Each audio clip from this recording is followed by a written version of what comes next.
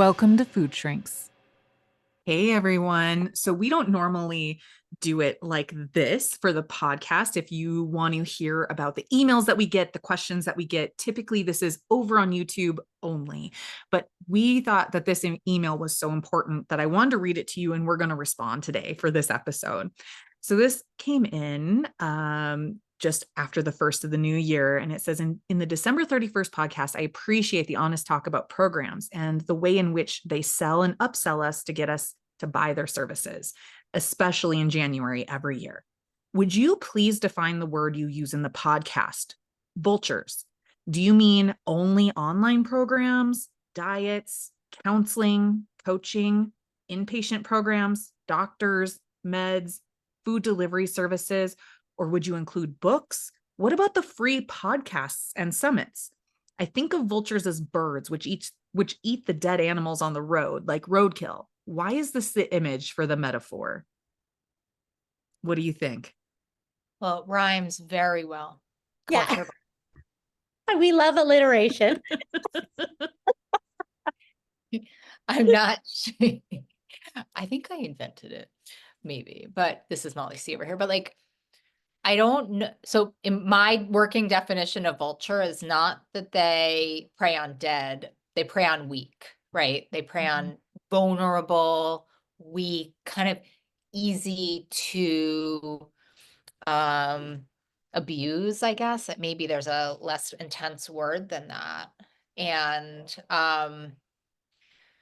the way to get empowered, the first way to get empowered, I think, is to understand that it's not a pretty warm blanket. In my own life right now, I'm really actually dealing with, as we talked about in the last episode, like I am dealing with vultures, and like I have a really hard time thinking badly about people. I really do. I really struggle. Like I really, I mean, maybe it's because I've been an addictions therapist so long, and there's an earnestness that has to come. Like I just believe everybody can get well.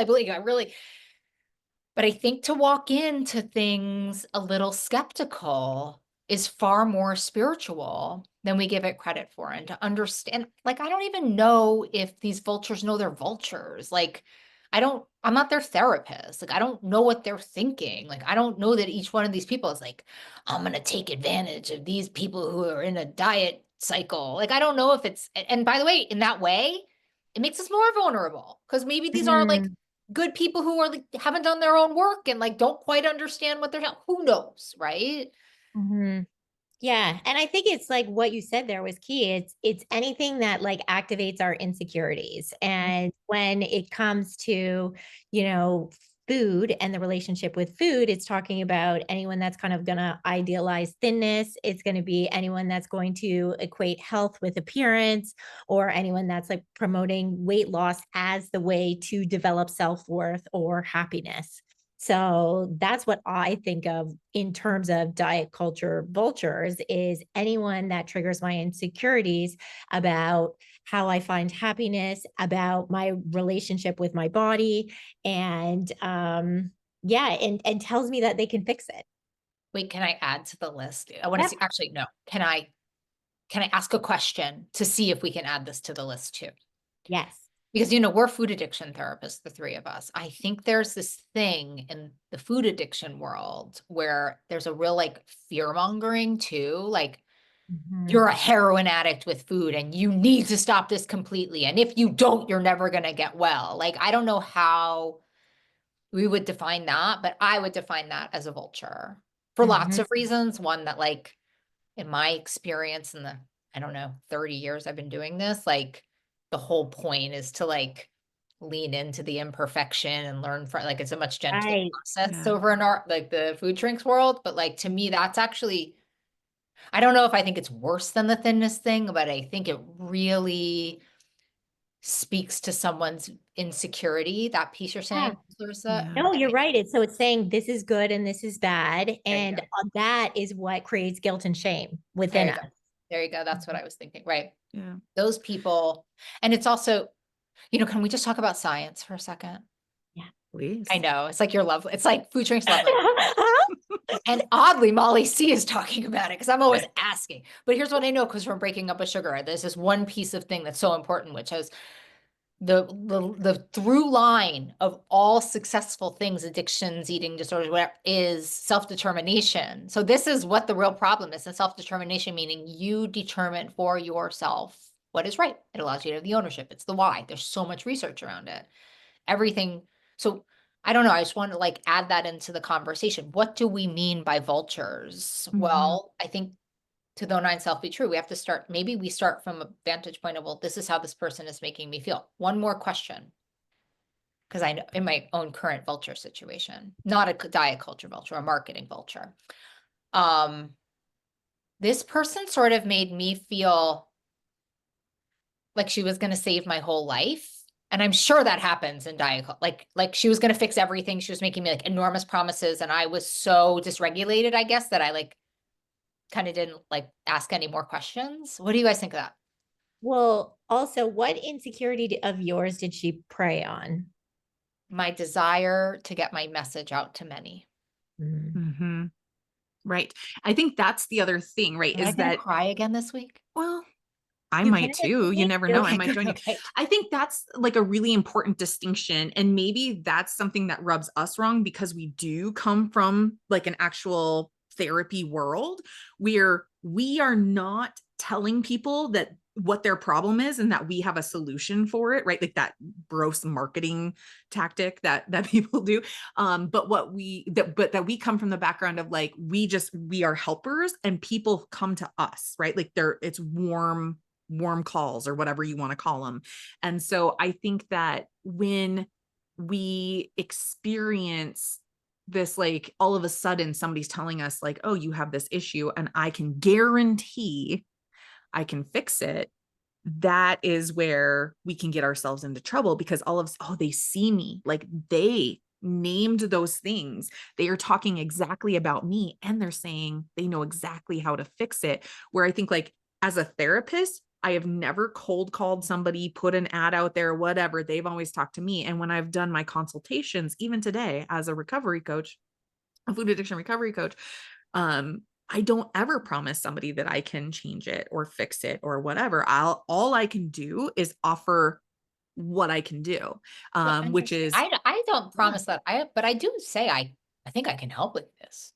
sure, absolutely. I mean, I think we can all help, but can we all solve it for those people? Oh my God. No. Can we just say to listener, if they sell it, they're not supposed to solve it. No. That's like antithetical to literally like the science would be like, don't have them fix it.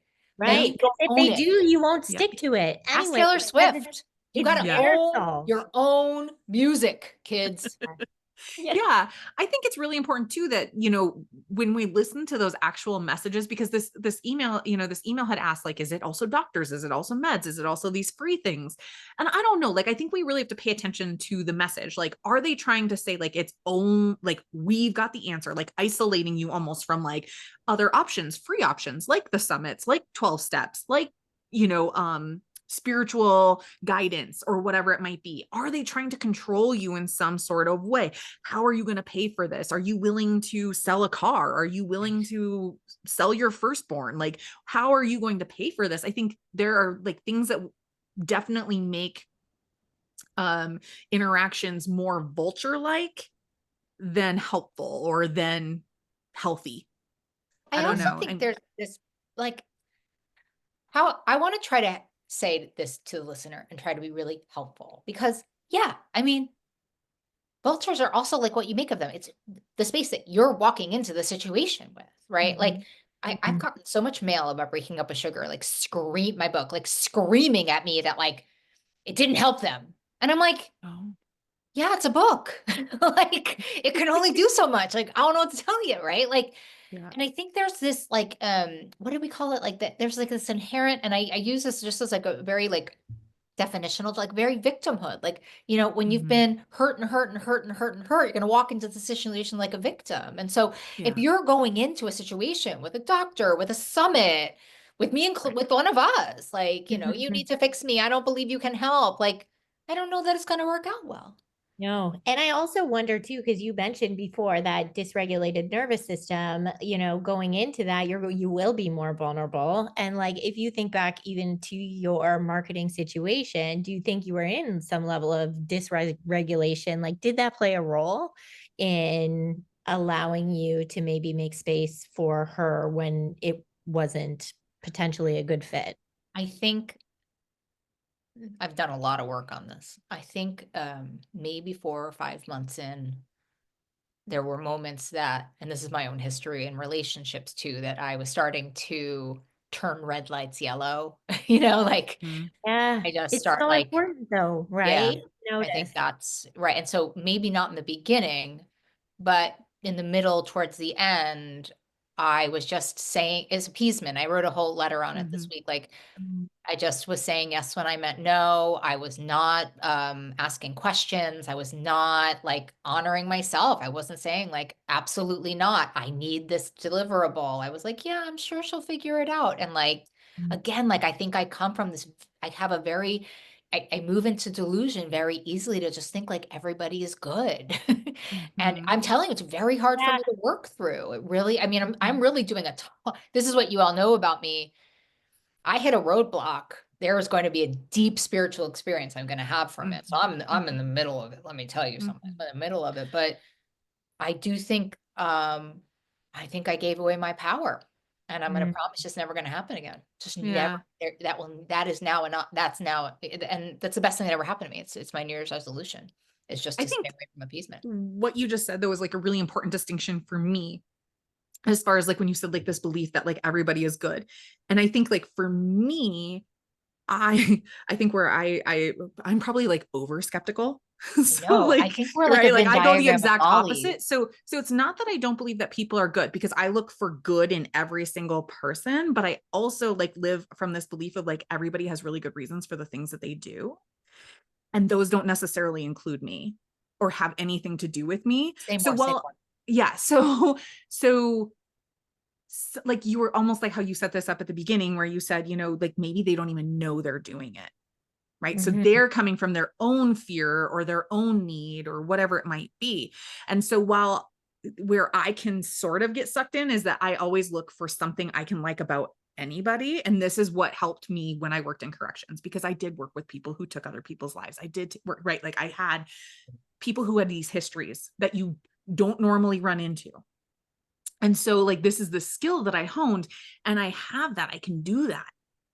And I also have to remind myself the other way. And I think that's like my history, like how when you have those histories of like people when you're a kid and like they don't like take care of your bids for needs to be taken care of, whatever it might be. And then you learn either, some of us go the way of like, I will do anything and everything to make you love me and whatever. And some of us go I've done both. I actually end up doing both. I can like have that like over people please the appeasement, that piece of it. But I can also go the exact opposite where like, that's it. I trust nobody but myself. It may take me forever. It may be messy. It may be expensive, but you better believe I will get it done because I trust myself. So I think like when we're thinking about vulture culture and how to kind of decipher it for ourselves, I think something I want to say to like, especially the person who wrote this email, but anybody listening is like, we can't really define it entirely for you. It sure. comes Yeah. like you were saying, Molly, like it's based on your own experiences. Is somebody picking up on something to be true for you, a sore spot, a wound, a pain, something? And do they all of a sudden magically have the answer for you when nobody else has? Yeah. That's a really interesting flag to Like pay attention to. if it's too good to be Mhm. true, it probably is. Yeah. Yeah. And I don't think there's anything wrong with believing in people are good. I really don't think there's anything wrong with it except for when you like you just said like it almost like you use it to delude yourself into like but they would never do anything to hurt me. Oh yeah. Yeah they would. Yes They're they my would. friend. Yeah, totally. Yes they would because if it means protecting themselves they will absolutely hurt you. I got it. I have so much work to do on. It's really it's a painful growth episode for me. It really is. And I tell Mhm. you the beauty of the universe. It's now I'm dealing with three separate situations where, and this is my whole life. There's like a turn in the road. There's a turning point for me, and it's like I can either stay the same way or bust through into this new way. Grow or die, G-O-D, grow or die. And it's like, I have a landlord I'm dealing with this. It's crazy. So it's like the universe is just like, okay, Molly, it's time to do this. And I think the only thing else I want to say is like, when anybody's nervous system's heightened, and we talked about this last week, but I think it bears repetition. And Molly, I think you said it a great way. Like, you do not have accurate, wise perspective. If somebody is triggering you, even in this like appeasement, oh my God, they're going to solve all my problems. You're no longer thinking accurately. You're in lust. Yes. Yes. Wait, Molly, what's the part of the brain that shuts down when you're The in a trauma state? The prefrontal cortex. What does the prefrontal cortex do? So it does your higher order thinking, right? Like it really helps your critical thinking. Yeah, Makes it you make allows you to decisions. weigh, the pros and cons cons. of the situation. And if Yep. you can't do that, then guess Then what? you're with a vulture. They might not actually be a vulture, No. but you're experiencing them as a vulture. It's a good way to think about it. It's not, they might be great for other people. This woman who I worked with might be great for someone who was like, had like great boundaries and was, you know, like was better at negotiation than I was 6 months ago. I'm great at negotiation now. Don't even mess with me. But like, you know, I think that's the way to look at it. We're not saying like This person's a specific vulture. person in Right. this role and doing this is a No. vulture. Yeah, No. it's going to be And- very personal. Yeah. And like you were saying, like your experience, Molly, you know, and something, this is what I remind myself of too, you know, so like, again, I think working in corrections was really helpful for me because like it made me have to mature in a way that I had not matured yet, even though I had been like parentified, adultified, all of those things. But what I learned to say was like, I didn't want to be manipulated. And I had a supervisor say, oh, honey, you're a human. Like you're never going to get out of being manipulated. Right. So again, vultures, culture, diet culture, vultures, whatever, that's the feeling is manipulation. So it's like, it's about going into it, knowing that you're making the best decision you can with the information you have. But as new information is coming in, as flags are going off for you, or your nervous system is starting, or you're starting to feel not right about something, it's okay to change your mind. Like I want to put that out there too. Like you are not going to 100% avoid any of this ever happening to you. I mean, like you're saying, Molly, like you've got 3 different situations happening right now that you're like, oh, how did we get here? Right. Because you're human. That's how we got here. You're trying to do relationship and maybe you're trying to do it in a different way. Life, you're going to have big problems. Like that's it. Deal. Yeah. That's it. So don't be afraid. Like you can't not then engage in relationship, whatever it might be. Go into it. But when you know something's not right, speak up, get out, ask for help, whatever. Negotiate, right? Yeah, you're human. You're human. Yeah. And I think it's really important to be aware of your insecurities. And when you are able to identify them and you're going into a situation where they might be activated, that's when you bring in your support people. Like, you know, like anytime I go to a mechanic, I am bring in your support, get a second opinion, you know, and tell them you're going to get a second opinion. Like the question was like, what about medical doctors? What about, you are entitled to a second opinion, and tell them, listen, I'm going to get my records and I'm going to go get a second opinion. That will help you to know if they're just trying to sell you a surgery you don't really need or whatever it might be. Because white coat syndrome is a real thing. What is it? It's essentially when you see somebody who's, you know, a superior or a professional wearing a white coat, that you think they know everything and you know nothing. And meanwhile, they're not living in your body, and they can't, if you're saying I have these symptoms and they're like, well, that's not usually what happens, but this is what we know. Right. And so they can discount you and you will believe them over believing your own self and your truth.